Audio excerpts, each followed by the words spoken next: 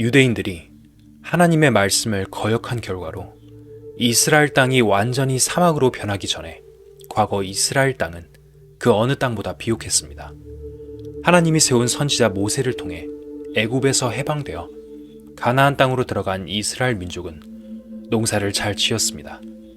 그러나 이스라엘 민족이 하나님의 말씀을 불순종한 결과로 4가지 벌을 받게 되었고, 그 땅에서 쫓겨난 후 그 비옥했던 땅이 완전히 황무지로 변했습니다. 그런데 나중에 이스라엘 민족이 하나님의 말씀대로 그 땅으로 다시 돌아가기 시작하니까 사막이었던 그들의 고토가 다시 옥토로 변한다는 내용이 에스겔에 기록되어 있습니다. 인자야, 너는 이스라엘 산들에게 예언하여 이르기를, 이스라엘 산들아, 여호와의 말씀을 들으라. 주 여호와의 말씀에 대적이 내게 대하여 말하기를, 하하, 옛적 높은 곳이 우리의 기업이 되었도다 하였느니라. 그러므로 너는 예언하여 이르기를, 주 여호와의 말씀에 그들이 너희를 황무케 하고 너희 사방을 삼켜서 너희로 남은 이방인의 기업이 되게 하여 사람의 말거리와 백성의 비방거리가 되게 하였도다. 이스라엘에는 산이 많습니다. 산들에게 말하기를, 이스라엘 민족이 떠나고 난 후에 이방 사람이 여기 들어와 살면서 과거에 비옥하고 곡식이 잘 되던 그 윤택한 땅이 완전히 황무지가 되어 비방거리가 되고 욕거리가 됐다고 말합니다. 계속해서 에스겔 36장을 읽어보겠습니다.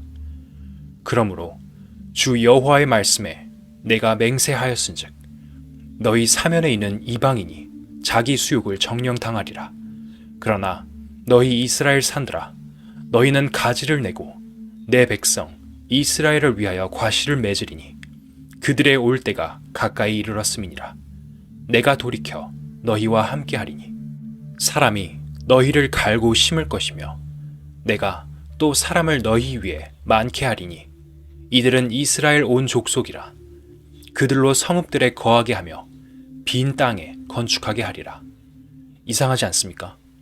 이스라엘 민족이 처음에 들어갈 때는 옥토였는데 이스라엘 민족이 그 땅에서 떠나버리니까 예언한 말씀대로 황무지로 변했고, 또 이제 이스라엘 민족이 다시 들어오기 시작하니까 옥토로 변해서 과실을 맺는다는 것이 우연일까요? 과연 우연히 그렇게 되는 것일까요?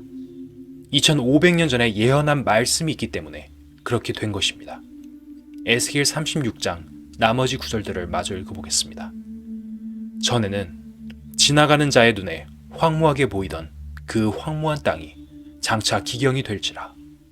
사람이 이르기를, 이 땅이 황무하더니 이제는 에덴 동산같이 되었고 황량하고 적막하고 무너진 성읍들의 성벽과 거민이 있다 하리니 너희 사면에 남은 이방 사람이 나 여호와가 무너진 곳을 건축하며 황무한 자리에 심은 줄 알리라.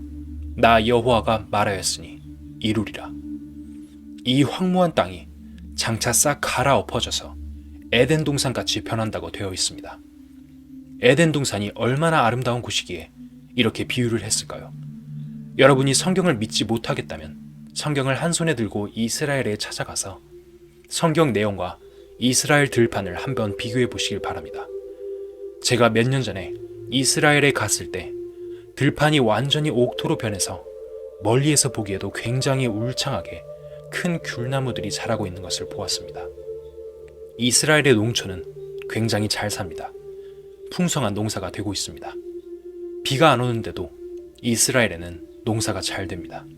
이스라엘의 북쪽에 가면 해발 3000m 조금 못 되는 헤르몬이라는 산이 있습니다. 제가 4월 달에 그 산에 올라갔는데 산의 3분의 1쯤 올라가니까 눈이 쌓였어요. 그 산의 북쪽은 시리아, 서쪽은 레바논입니다. 이 레바논 지역은 본래 비도 많이 오는 곳입니다. 이스라엘에는 비가 오지 않지만 대신 그 산에서 내려오다 보면 큰 폭포가 있는데 그 폭포의 물이 흘러서 갈릴리 호수에 들어갑니다. 갈릴리 호수는 민물 호수입니다. 이스라엘은 그 높은 지대에 있는 물을 큰 파이프로 연결해서 전국의 스프링클러 시설을 만들었습니다. 산이 있어도 그 산보다 훨씬 높은 곳에서 물이 전부 공급됩니다. 그래서 이스라엘 들판 전체는 스위치만 누르면 스프링클러가 온 들판을 다 적시게 되어 있습니다.